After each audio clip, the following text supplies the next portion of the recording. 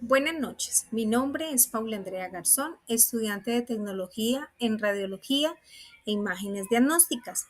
Hoy hablaremos sobre los fundamentos de la radiología. Bueno, primero nos debemos de hacer una pregunta. ¿Qué se entiende por efecto determinista y efecto estocástico?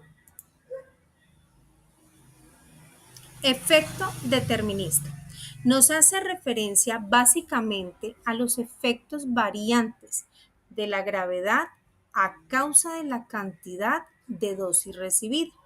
Esos efectos básicamente se presentan hasta lograr un alcance determinado del nivel de la exposición. Para entonces, a partir de cierta cantidad de dosis, se podrá prevenir el efecto de una variación directa entre la dosis y la gravedad del daño. Efectos determinísticos. A medida que la dosis incrementa, pues se aumenta la frecuencia y la severidad de estos efectos, tal cual como lo muestra la imagen. Como ejemplos, tenemos las quemaduras a causa de la radiación, cataratas por exposición a rayos X.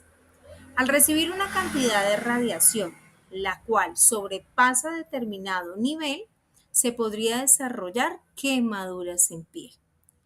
El cristalino ocular, al estar expuesto a los rayos X a dosis elevadas, estas se acumulan, causando que el cristalino se opaque y genere la aparición de cataratas.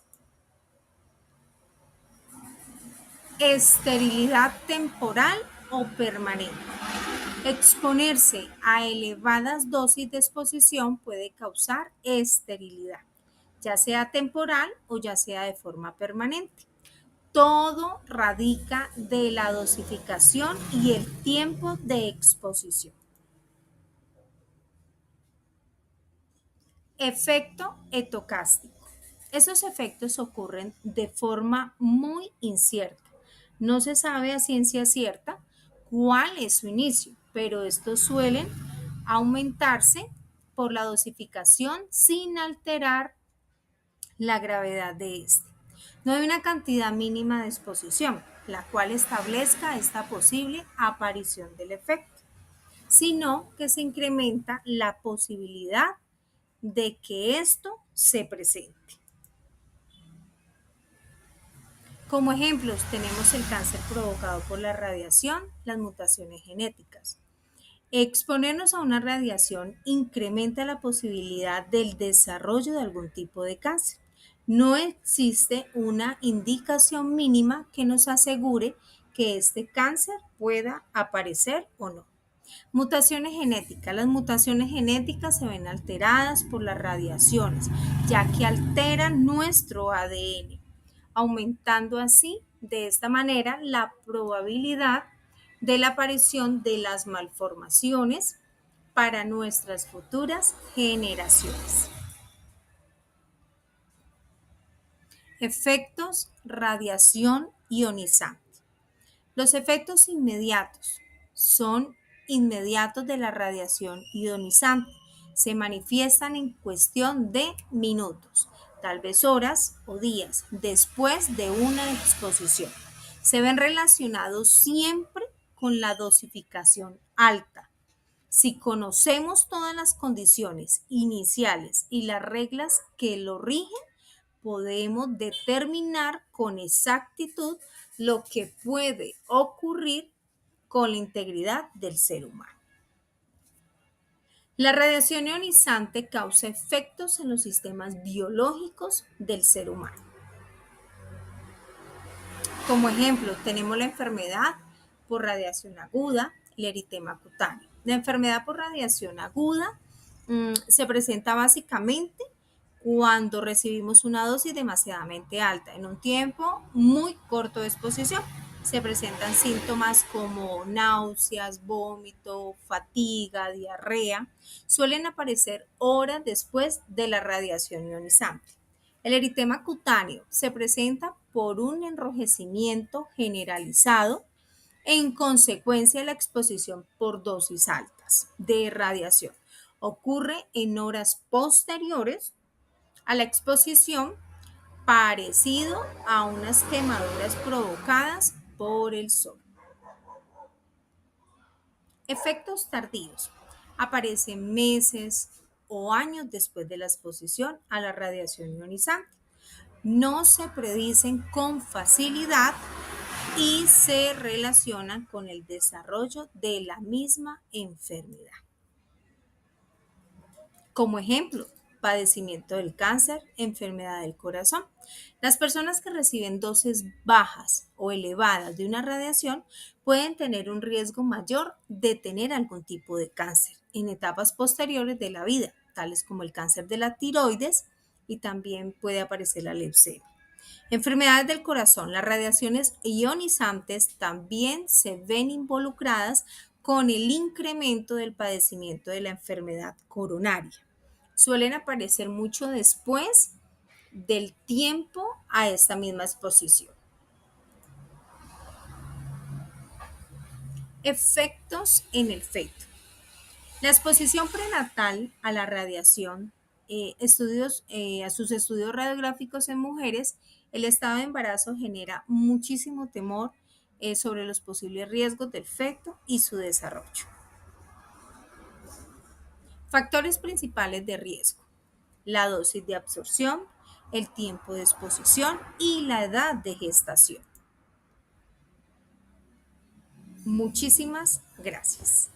Buenas tardes, mi nombre es Angie Daniela Armúdez Ibarra y soy estudiante del programa Tecnología en Radiología e Imágenes Diagnósticas. El día de hoy voy a presentar la actividad número 3, que es elaborar un cuadro que contenga la composición en porcentajes atómicas y moleculares del cuerpo humano.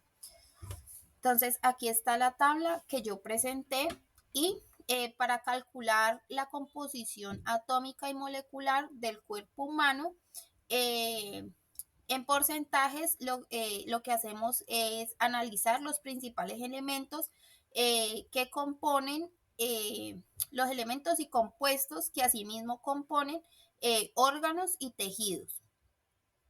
La composición molecular de elementos y moléculas principales, lo que hace como el oxígeno, los elementos serían el oxígeno, que es el 65%, el carbono aproximadamente el 18%, el hidrógeno el 10%, el nitrógeno 3%, el calcio 1.5%, el fósforo 1%, y otros elementos como potasio, azufre, sodio, cloro, magnesio, hierro, el 1.5%. La composición anatómica de órganos y tejidos, en los músculos serían en los músculos serían del 35 al 45% del peso corporal. El tejido adiposo sería entre el 10 y el 25 en hombres y el 20 y el 35 en mujeres. La piel sería el 16% aproximadamente del peso corporal. Los huesos serían el 15%, la sangre del 7, entre 7 y 8 por ciento del peso. Los órganos internos como cerebro 2%, pulmones 1.5%, corazón 0.5%, hígado 2.5% y los riñones 0.5%. Entonces, para calcular estos porcentajes, a partir del peso corporal total específico, que multiplique el porcentaje de cada componente por el peso en kilogramos de la persona. Entonces, esta es la manera de sacar los componentes atómicos y moleculares del cuerpo humano. Muchísimas gracias.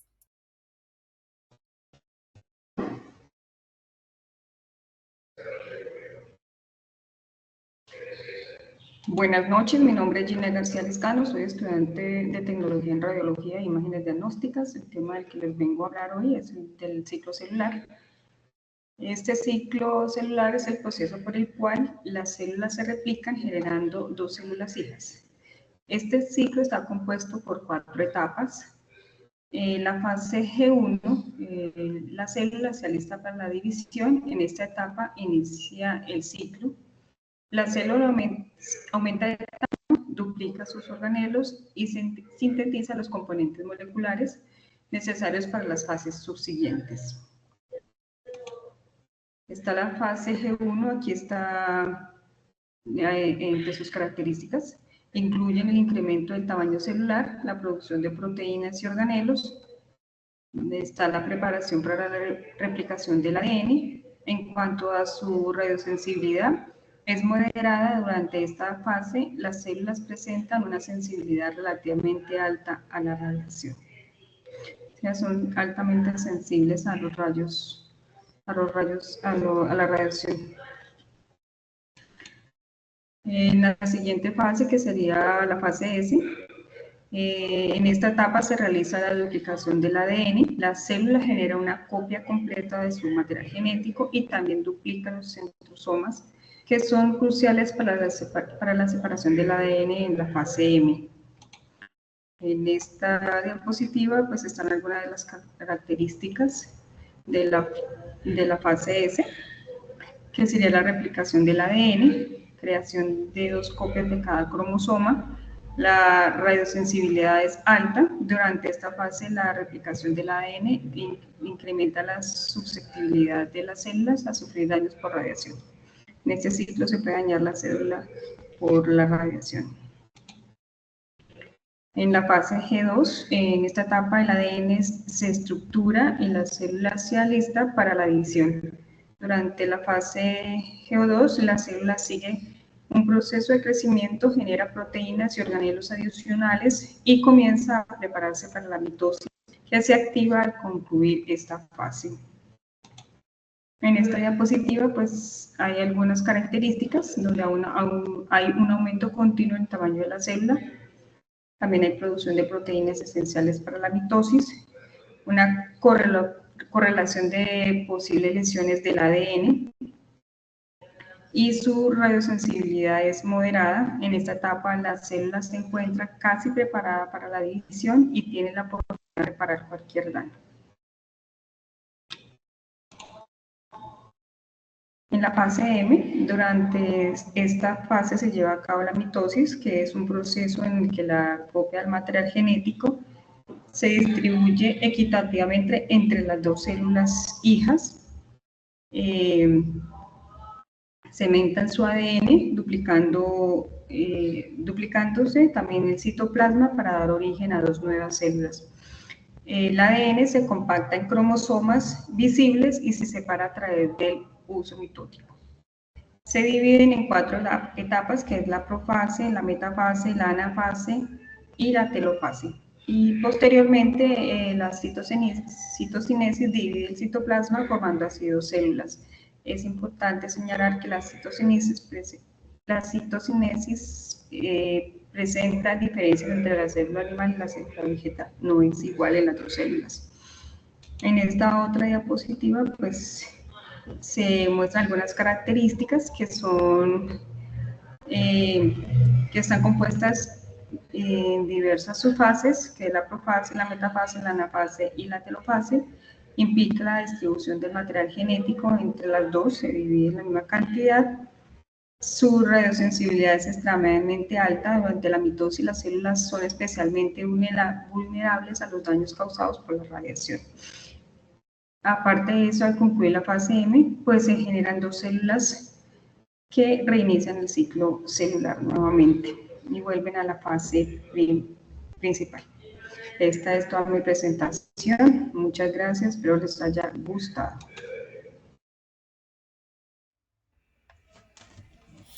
Buenas noches, mi nombre es Denis Giovanna Cartagena Triviño, del programa de Tecnología en Radiología e Imágenes Diagnósticas. Bueno, les voy a hablar sobre la actividad número 7, donde nos dice que la afirmación, la concentración del oxígeno, edad y recuperación celular son factores biológicos que afectan la radiosensibilidad.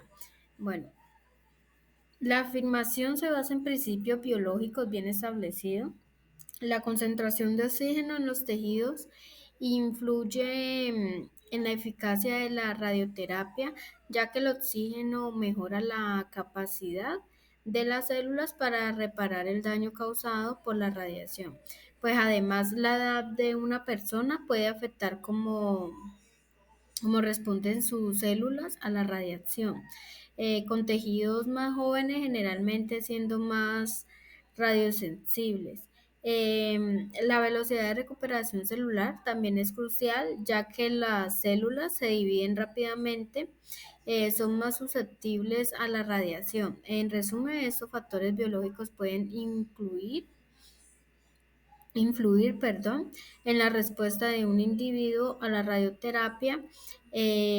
Para mí se afecta porque todo es como una rama que se va afectando poco a poco, como desde el funcionamiento normal de los órganos y tejidos, depende del grado de diferenciación de las células, las cuales dependen del sistema de renovación, el cual hacen parte y que representan un equilibrio entre la formación, proliferación, diferenciación y muerte. Los sistemas de renovación rápida son en general los primeros en sufrir efectos determi- determini- determinísticos, así la piel y los tejidos hematopoyéticos se consideran los más radiosensibles, mientras que las células del tejido nervioso y muscular son los más resistentes. Asimismo, el éxito de las radiaciones para el tratamiento de algunos tipos de cáncer está en las células de estos tumores, se reproducen muy rápidamente y por lo tanto son muy radiosensibles. Muchas gracias. De radiología. La actividad correspondiente es la número 9. ¿En qué consiste el síndrome de radiación aguda? El síndrome de radiación aguda SRA o radiotoxemia es una condición seria causada por la exposición a altos niveles de radiación durante un tiempo breve. En otras palabras, la dosis de radiación está directamente relacionada con la cantidad que el cuerpo absorbe. Las fases del síndrome de radiación aguda SAR, en una primera fase, que es la promórbida asintomática, que es el periodo previo a la aparición de la enfermedad. No se observan señales. En la fase 2, que es la prodrómica, que son síntomas tempranos desde los primeros minutos hasta 2 días después. La duración es variable, puede durar semanas o meses hasta 5 años. Y la fase psicótica, que son síntomas psicóticos de esquizofrenia, como alucinaciones o delirios recurrentes, que se prolongan durante días o se repiten semanalmente. Esta fase se divide en 3 etapas. La etapa aguda es conocida por la presencia de síntomas graves. El comienzo de esta etapa puede ocurrir varias horas después de la fase psicótica y durar más de 60 días, y se manifiestan síntomas como síntomas hematológicos por la disminución de plaquetas y glóbulos blancos. Puede causar sangrado y fiebre y moretones. Síntomas gastrointestinales. Se pueden presentar náuseas fuertes, vómitos, diarrea intensa, frecuentemente con presencia de sangre y dolor en el estómago. Síntomas neurológicos. Puede ocurrir confusión, desmayo o convulsiones. Síntomas cerebrovasculares, que son como convulsiones, desorientación y estado de coma en casos graves. Síntomas cerebrovasculares, convulsiones, desorientación y estado de coma en casos graves. Síntomas cutáneos, erupciones cutáneas o lesiones por exposición a la radiación maduras. Etapa de estabilización. También se le llama fase de recuperación o post-crisis, y ocurre durante los 6 a 12 meses siguientes a un evento agudo. Es un lazo en el cual la gravedad de los síntomas psicóticos disminuye. Etapa estable, también conocida como etapa de mantenimiento. Se distingue por la presencia de síntomas menos severos. En algunos casos los síntomas desaparecen por completo o se manifiestan de forma como alteraciones depresivas, problemas cognitivos como pérdida de la memoria y el estrés. Efectos de la radiación en útero durante la gestación. Cuando una mujer embarazada está expuesta a radiación, el feto o embrión recibe toda la radiación dependiendo de la etapa gestional, aunque en menor cantidad que la madre, ya que el abdomen proporciona cierta protección al feto. La radiación durante el embarazo puede impactar el crecimiento del feto según la etapa de gestación en que se produce la exposición. Etapa preimplantación. Durante los primeros 2 semanas después de la fecundación, ser expuesto a la radiación en este momento puede llevar a un resultado de todo o nada. Esto indica que la radiación puede resultar en la muerte del feto o sobrevivencia sin deformidades. Etapa de orgagénesis. Este momento es crucial para la formación de órganos y sistemas en desarrollo. La radiación durante este tiempo puede causar malformaciones congénitas graves. Tercero, etapa de crecimiento fetal. Desde la finalización de los órganos hasta el momento del parto, semanas de 9 a 40. En esta fase, los impactos de la radiación pueden no ser tan notorios en cuanto a anomalías físicas, pero sí pueden provocar retraso en el crecimiento y dificultades en el desarrollo neurológico. Durante el tercer trimestre, la exposición puede disminuir el riesgo de malformaciones, pero aumentar el riesgo de cáncer infantil en el futuro. Aquí vemos cómo en este cuadro tenemos las etapas de 0 a 2 semanas, que las consecuencias pueden ser muerte del embrión, aborto o aborto espontáneo. Y el límite de dosis estimada es de 5 a 100 mg. Y aquí también tenemos de 3 a 8 semanas, que puede causar unas anomalías congénitas, retardo del crecimiento y malformaciones. Aquí también tenemos un límite de dosis de 200 a 250 mg.